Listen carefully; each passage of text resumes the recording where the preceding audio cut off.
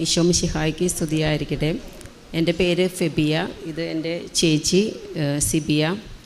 ഞാൻ ആദ്യമേ തന്നെ മാതാവിനോടും ഈശോയ്ക്കും മാപ്പ് പറയുന്നു സാക്ഷ്യം പറയാൻ വൈകിയതിന്.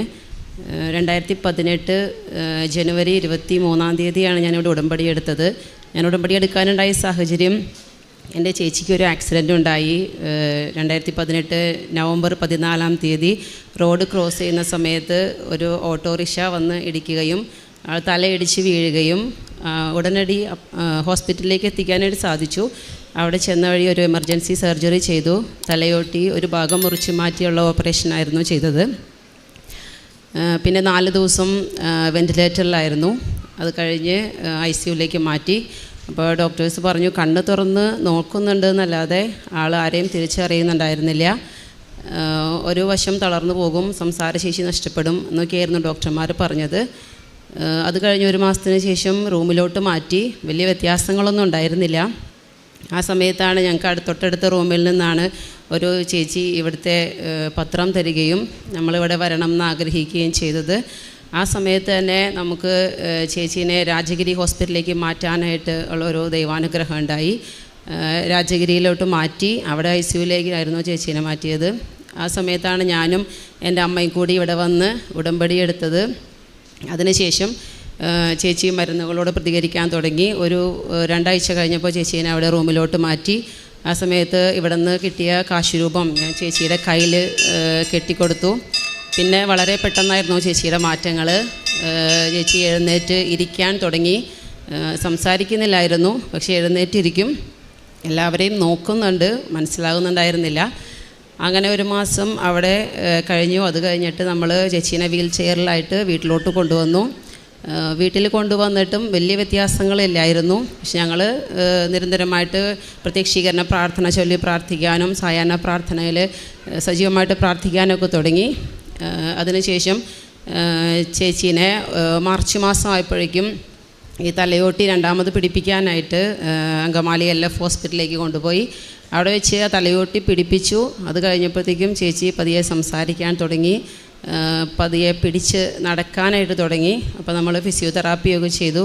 അങ്ങനെ നടന്നു തുടങ്ങി. പക്ഷേ കുറച്ച് കഴിഞ്ഞപ്പോഴത്തേക്കും ഫ്ലാപ്പ് ഫിറ്റ് ചെയ്ത സ്ക്രൂ ലൂസാവുകയും ചേച്ചി വീണ്ടും കണ്ടീഷൻ മോശമാവുകയും ചെയ്തു.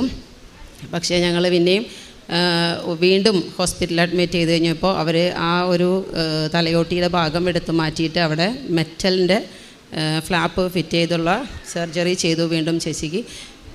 അതിനുശേഷം ചേച്ചിക്ക് വളരെയധികം മാറ്റങ്ങളുണ്ടായി. ആൾ പിന്നെ നടക്കാൻ തുടങ്ങി, പിടിച്ച് നടക്കാൻ തുടങ്ങി, കുറേശ്ശെ സംസാരിക്കാനൊക്കെ തുടങ്ങി, ആളുകളെ മനസ്സിലാക്കി തുടങ്ങി. ഞങ്ങൾ ഉടമ്പടി എടുത്തിട്ട് കറക്റ്റ് 6ാമത്തെ മാസം ചേച്ചി തനിയെ നടന്നു എന്നുള്ളതാണ് ഏറ്റവും വലിയ ഒരു സാക്ഷ്യം എനിക്ക് നിങ്ങളുടെ മുമ്പിൽ പറയാനായിട്ടുള്ളത്. പിന്നെ 2ാമതായിട്ട് എനിക്ക് പറയാനുള്ളത്, ഞാൻ ഉടമ്പടി എടുത്തതിന് ശേഷം എൻ്റെ വീട്ടിൽ ഭയങ്കരമായിട്ടുള്ള ഒരു സമാധാനം ഉണ്ടാവുകയും കുടുംബത്തിലെല്ലാവരും വളരെയധികം സ്നേഹത്തിലായിരിക്കാനും ഒക്കെ ആയിട്ട് ദൈവം ഇടവരുത്തി. മക്കളാണെങ്കിലും എനിക്ക് 3 കുട്ടികളാണ്. അപ്പോൾ എൻ്റെ ഇളയ മകൾക്ക് 3 വയസ്സുള്ളപ്പോഴായിരുന്നു ഞാൻ ഉടമ്പടി എടുത്തത്. അപ്പോൾ അവൾ സംസാരിക്കാനായിട്ട് ഭയങ്കര പതിയെ നമ്മൾ സംസാരിക്കുന്നത് മറ്റുള്ളവർക്ക് മനസ്സിലാകുന്നുണ്ടായിരുന്നില്ല. അപ്പോൾ പ്ലേ സ്കൂളിൽ ചേർത്തപ്പോൾ അവർ പറഞ്ഞു നിങ്ങൾ ഡോക്ടറെ കാണിക്കുക, കൊച്ച് സംസാരിക്കുന്നത് മനസ്സിലാവുന്നില്ല, അപ്പോൾ അതുകൊണ്ട് അവൾക്കൊരു ചെറിയ സർജറി ചെയ്യേണ്ടി വരും എന്നൊക്കെ പറഞ്ഞു. പക്ഷേ ഞാൻ ഉടമ്പടിയിൽ വിശ്വസിച്ചു, മാതാവിൽ വിശ്വസിച്ചു. ഞാനൊരു ഡോക്ടറെ അടുത്തും കൊണ്ടുപോയില്ല. ഞാൻ മാതാവിനോട് പ്രാർത്ഥിച്ചുകൊണ്ടിരുന്നു, വചനം പറയാൻ പഠിപ്പിച്ചുകൊണ്ടിരുന്നു. ഞാൻ അവൾ മൂത്ത മക്കളെക്കാട്ടിലും വളരെ ഭംഗിയായിട്ട് വചനം പറയാനും തുടങ്ങി. അവൾ തന്നെ അക്ഷരങ്ങളൊന്നും അറിയില്ല, നോക്കി എഴുതുകയുള്ളൂ. അവൾ വചനം എഴുതാൻ തുടങ്ങി. പിന്നെ ഇപ്പോൾ അവളോടൊന്ന് കുറച്ച് നേരമൊന്നും മിണ്ടാതിരിക്കുക എന്ന് പറയേണ്ട അവസ്ഥയായി. അതുപോലെ സംസാരിക്കാനായിട്ട് തുടങ്ങി എൻ്റെ മോള്.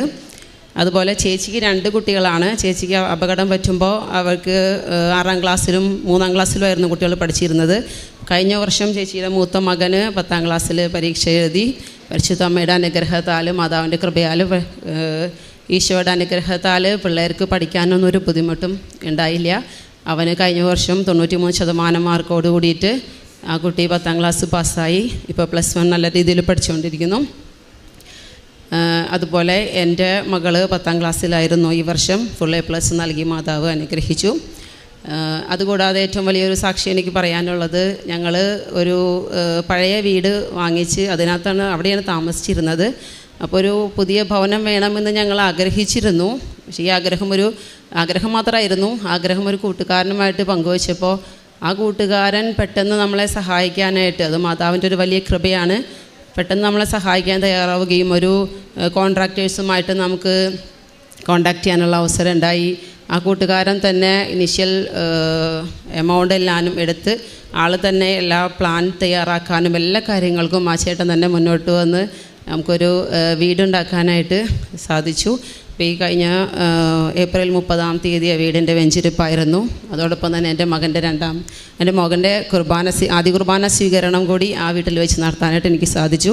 അപ്പോൾ ഇവിടെ വന്ന് സാക്ഷ്യം പറഞ്ഞിട്ട് വേണം എനിക്ക് അവിടെ താമസിക്കാനായിട്ടെന്ന് എനിക്ക് ഭയങ്കര ആഗ്രഹമായിരുന്നു. അതുപോലെ തന്നെ ഞങ്ങൾ വീട് വെഞ്ചിരിച്ചു എന്ന് മാത്രമേ ഉള്ളൂ, അവിടെ താമസിച്ചിട്ടില്ല. ഇനി വേണം എനിക്ക് അവിടെ പോയിട്ട് താമസിക്കാനായിട്ട്. അപ്പോൾ എല്ലാ അനുഗ്രഹങ്ങൾക്കും മാതാവിന് പ്രത്യേകമായിട്ട് നന്ദി അർപ്പിക്കുന്നു. ഈശോയെ നന്ദി, ഈശോയെ സ്തുതി. പിന്നെ പ്രേക്ഷിത വേലയായിട്ട് ഞാൻ ഉടമ്പടി എടുത്തപ്പോൾ തന്നെ ഞാൻ മാതാവിനോട് പ്രാർത്ഥിച്ചു, ഈ 3 കുഞ്ഞുമക്കളെ ഇട്ടിട്ട് ഞാൻ എന്ത് പ്രേക്ഷിത വേല ചെയ്യാനാണ് എന്ന് ഞാൻ വിചാരിച്ചിരുന്നു. പക്ഷേ ആ സമയത്ത് തന്നെ നമ്മുടെ പള്ളിയിൽ നിന്ന് ക്യാൻസർ രോഗികൾക്ക് മുടി മുറിച്ച് കൊടുക്കാനായിട്ടുള്ളൊരു സംരംഭമായിട്ട് കുറച്ച് പേര് വന്നു. അപ്പോൾ ഞാൻ എൻ്റെ മുടി മുറിച്ച് കൊടുക്കാനായിട്ട് എനിക്ക് സാധിച്ചു. പിന്നെ സംഘടനകൾ വഴിയായിട്ട് മെഡിക്കൽ കോളേജിലേക്ക് രോഗികൾക്ക് ഭക്ഷണം വിതരണം ചെയ്യുന്നതിൽ അതിൽ പങ്കാളിയാവാനായിട്ട് സാധിച്ചു. പിന്നെ ഏറ്റവും വലിയ ദൈവാനുഗ്രഹം, നമ്മുടെ വീട് പണിയുന്ന സമയത്ത് തന്നെ മറ്റൊരു വീട്, ഒരു പാവപ്പെട്ട ഒരു കുടുംബത്തിൻ്റെ വീട് പണി പൂർത്തിയാക്കാനായിട്ടുള്ളൊരു സഹായം അവർ ചോദിച്ചു. അപ്പോൾ ഞങ്ങളതിന് വേണ്ടിയിട്ടുള്ള സഹായിക്കാൻ ചെന്നപ്പോൾ അവർക്ക് വീട് തേപ്പ് വരെ ആയിട്ടുണ്ടായിരുന്നുള്ളൂ. അപ്പോൾ ഞങ്ങൾ സിമൻറ്റ് കൊടുത്ത് അത് തേക്കാനുള്ള കാര്യങ്ങൾ ചെയ്തു. പക്ഷേ ആ സമയത്ത് അപ്പോൾ അവർക്ക് കംപ്ലീറ്റ് ചെയ്യാൻ ബുദ്ധിമുട്ടാണെന്ന് പറഞ്ഞു. അപ്പോൾ ഞങ്ങൾ കൂട്ടുകാരെ എല്ലാവരെയും കൂടി കൂട്ടിച്ചേർത്ത് ഒരു എമൗണ്ട് സംഘടിപ്പിച്ച് അവരുടെ വീട് പണി പൂർത്തിയാക്കി കൊടുക്കാനായിട്ട് നമുക്ക് സാധിച്ചു. കഴിഞ്ഞ ആഴ്ച അവരുടെ വീടിൻ്റെ പാലുകാച്ചലായിരുന്നു.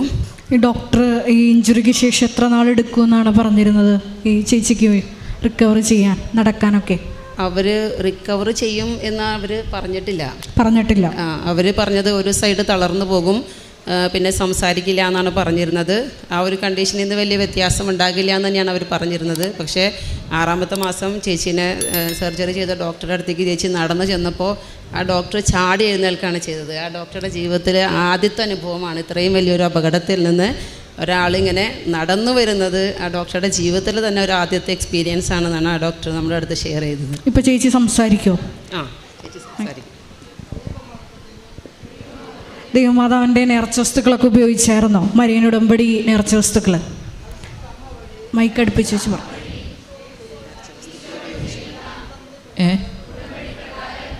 ഞാൻ പ്രാർത്ഥന ചെല്ലാറുണ്ട്, അത് ചൊല്ലിക്കൊണ്ടിരിക്കുകയാണ്. കരങ്ങളടിച്ച് നമുക്ക് ദൈവത്തിൻ്റെ നാമം മഹത്വപ്പെടുത്താം.